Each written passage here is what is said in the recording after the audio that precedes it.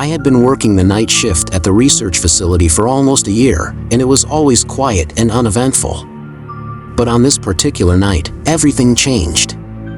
I was walking my usual rounds when I heard a loud banging coming from one of the labs.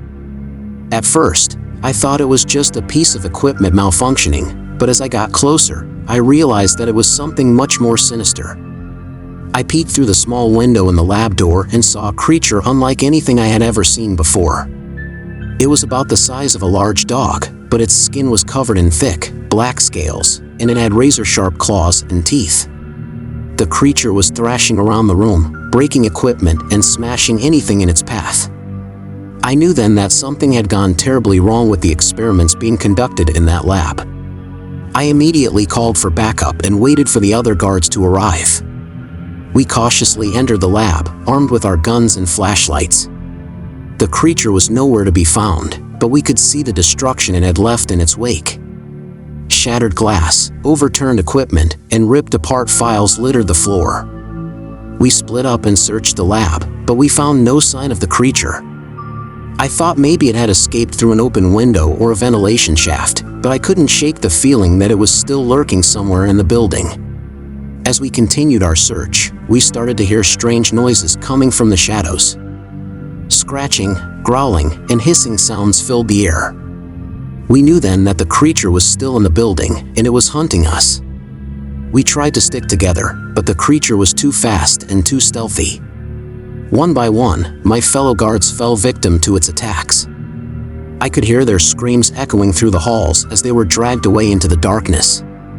I was the only one left, and I knew that I had to find a way to stop the creature before it was too late.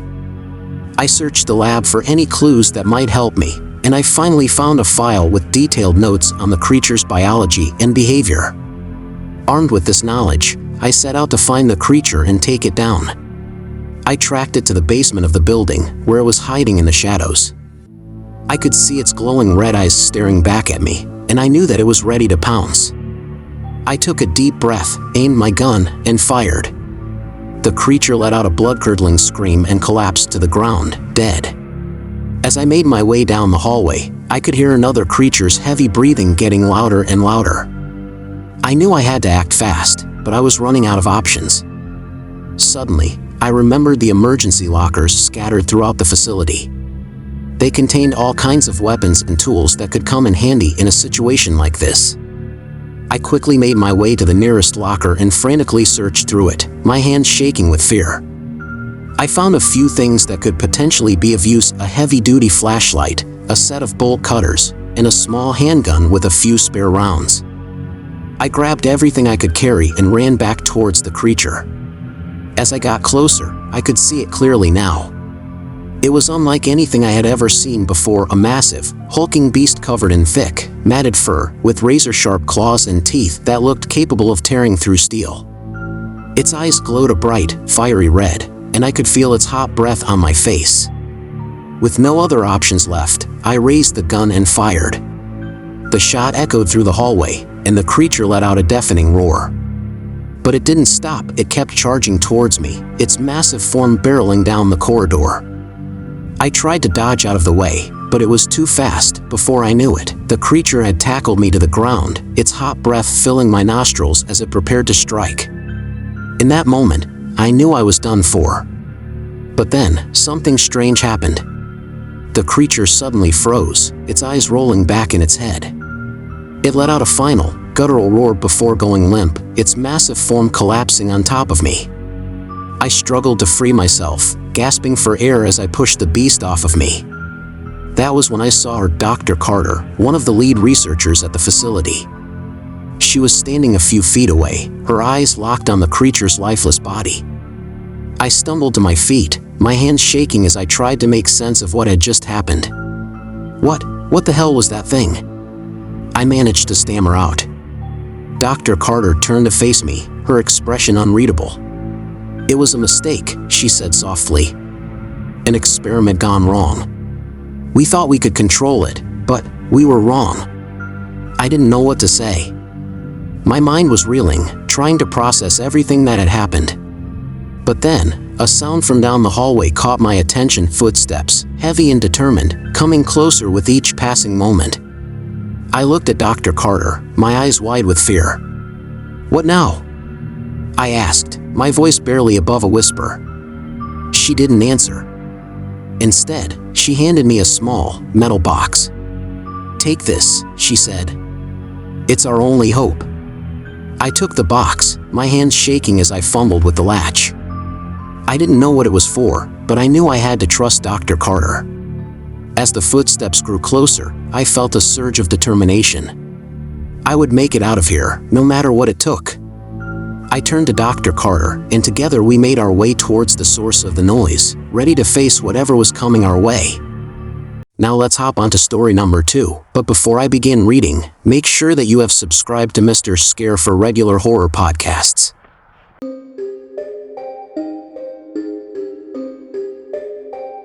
I worked the night shift at a gas station on the outskirts of town, a quiet job that allowed me to catch up on my studies for college. Most nights, nothing happened, and I was able to keep myself occupied by reading and listening to music. But one night, everything changed. It was around midnight when a stranger walked in, his face obscured by a hooded sweatshirt. I greeted him and asked if he needed anything, but he didn't answer.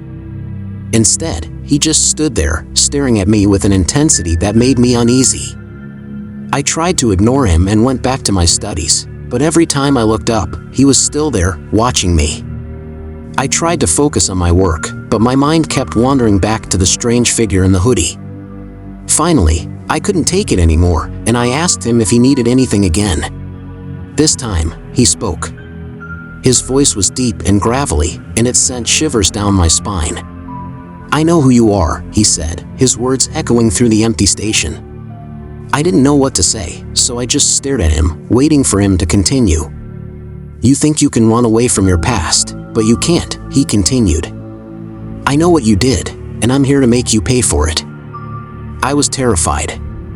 I didn't know what he was talking about or how he could possibly know anything about me.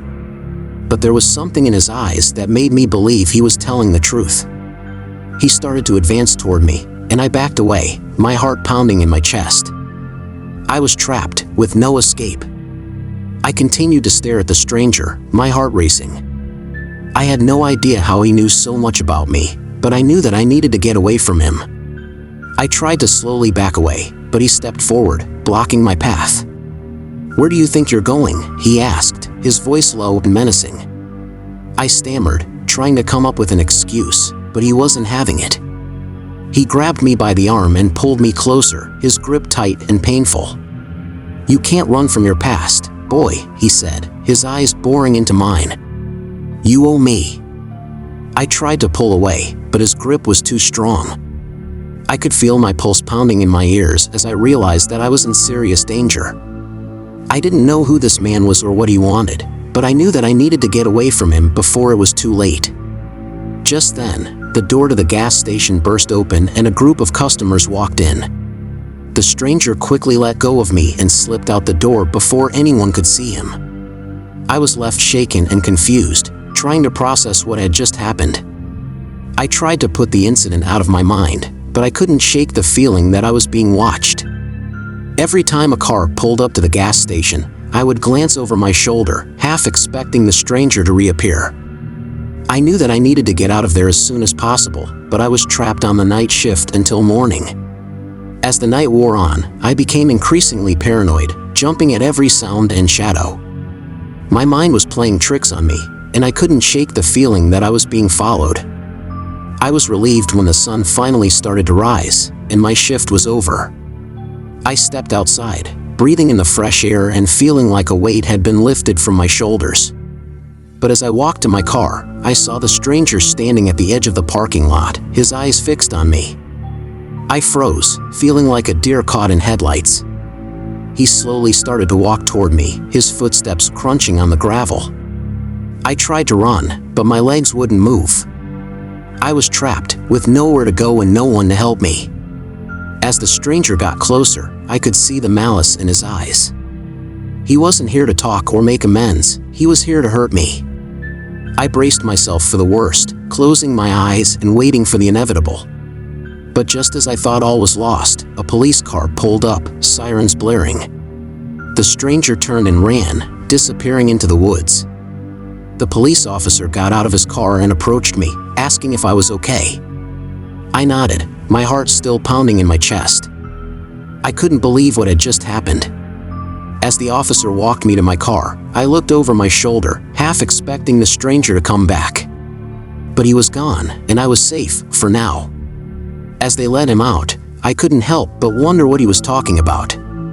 What did he know about my past? And more importantly, what did he want from me? I never saw the stranger again, but his words haunted me. I couldn't shake the feeling that he knew something I didn't and that he was somehow connected to the dark secrets of my past. From that night on, I was never able to work the night shift at the gas station again. The memory of that encounter with the stranger lingered with me, a constant reminder that sometimes the night can bring more than just quiet solitude.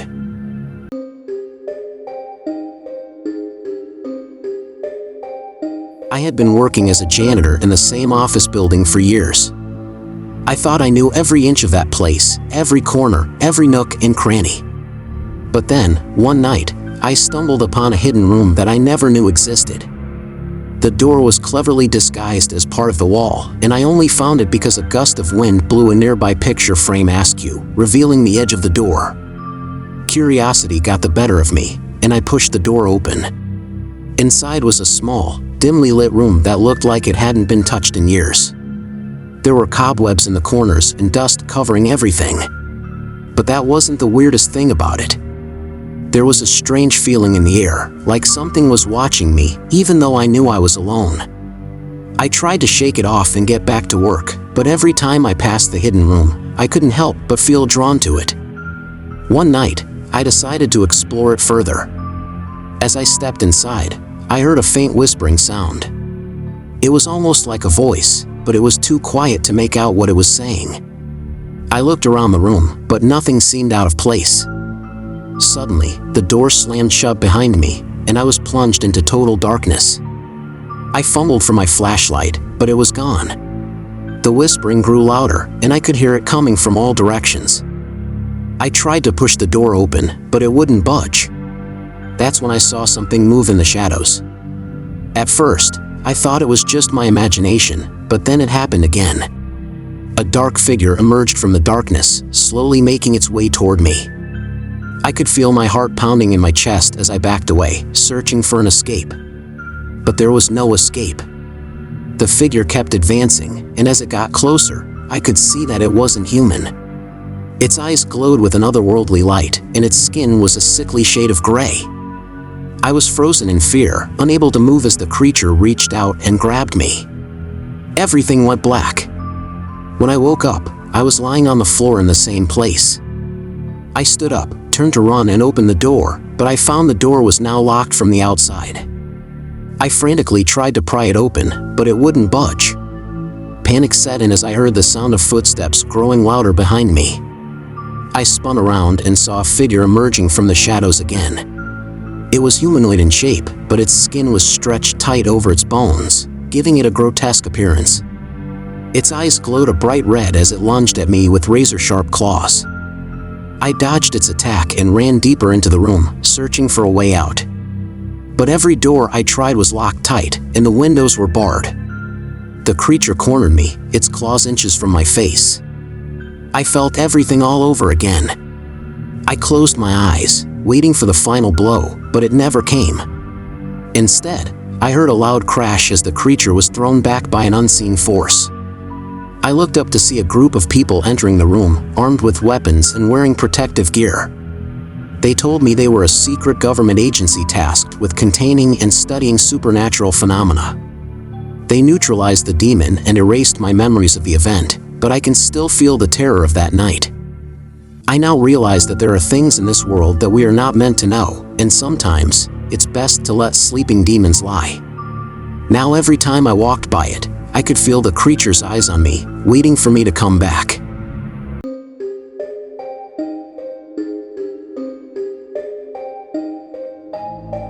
I had been working the night shift at the convenience store for a few months now, and it was usually pretty quiet. But tonight was different. As soon as the sun went down, I started noticing that the customers were acting strange. Their eyes seemed to glint in the light, and they all had a certain hunger in their gaze. It wasn't until one of them asked me to invite them into my home that I realized what was going on. These weren't ordinary customers, they were vampires. My heart pounding, I tried to act normal as I rang up their purchases, but I couldn't shake the feeling of fear that was growing inside me. What if they decided to attack me? I had heard enough stories to know that vampires were dangerous creatures, and I didn't want to end up as their next meal. As the night wore on, the customers kept coming in, and I grew more and more afraid. I tried to stay near the front of the store, hoping that the bright fluorescent lights would keep them at bay, but it didn't seem to be working. They were getting closer and closer, and I could feel their eyes on me, watching my every move. Suddenly, one of them lunged at me, fangs bared, and I stumbled backwards, knocking over a display of chips and candy. I tried to run, but they were too fast, and I felt cold hands grab me from behind. I struggled, kicking and screaming, but it was no use.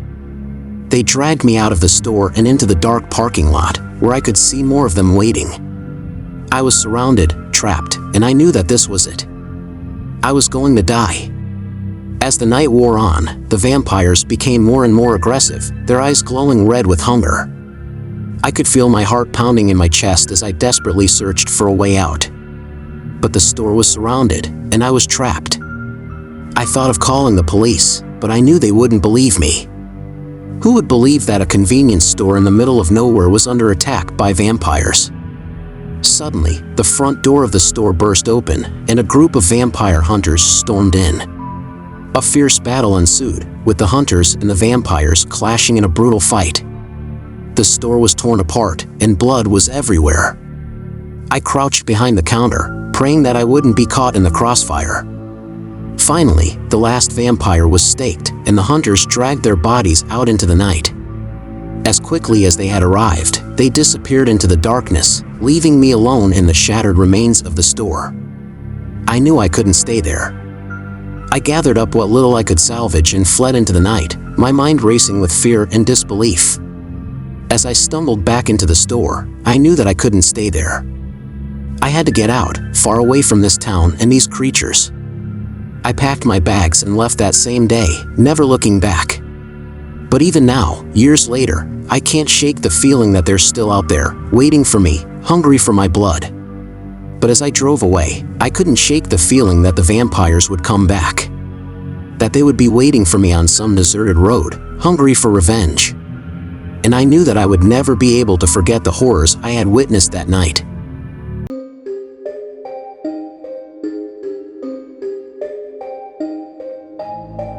I had been working as a security guard at the abandoned mental asylum for a few months now. The night shift was always quiet and uneventful, but that all changed one night. I was doing my usual rounds when I heard a faint whispering coming from down the hall. I dismissed it as my imagination and continued on my rounds. But as I turned the corner, I saw a patient standing in front of me. At first, I thought it was just a mannequin left behind, but as I approached it, it moved. It had pale skin, hollow eyes, and tattered clothing. Its face was twisted into a grotesque smile as it reached out to me. I stumbled back in terror and tripped over a chair. As I tried to get back up, the patient disappeared from sight. I couldn't believe what I had just seen. Was I losing my mind? I tried to shake it off and continue my rounds, but the sightings kept happening. Patients would appear out of nowhere, only to disappear when I tried to approach them. I could hear their whispers and laughter echoing through the halls, even though the asylum had been abandoned for years. As the nights passed, the sightings became more frequent and more terrifying. I could feel their presence all around me, watching my every move. It was like I had stepped into a nightmare that I couldn't escape from. One night, I decided to investigate the source of the whispers. I followed the sound to one of the patient rooms and pushed open the door. The room was completely dark, but I could feel a presence in there with me. I turned on my flashlight and shone it around the room. That's when I saw them. Hundreds of patients standing in front of me, staring at me with their hollow eyes. They were all whispering in unison, their voices getting louder and louder until I couldn't take it anymore. I ran out of the room, trying to escape their clutches. But they were everywhere. They were following me, taunting me, and I knew I couldn't escape them. I made my way to the exit, but the door was locked. I was trapped. The patients were getting closer, their whispers turning into maniacal laughter. I knew I had to do something to survive. I took out my taser and fired it at the nearest patient, hoping it would buy me some time. It worked, but only for a few seconds. The patients continued to close in on me, their laughter ringing in my ears. Just when I thought it was all over, I heard a voice. It was my supervisor, telling me to open the door. I fumbled with the keys and finally managed to unlock it. As soon as I stepped outside, the laughter and whispers stopped. It was like they had never been there. My supervisor looked at me, concerned. "Are you okay?" I couldn't speak. I just nodded and walked away, knowing that I had experienced something that I could never explain. The patients of the asylum were still there, haunting me, and I knew that I could never escape them.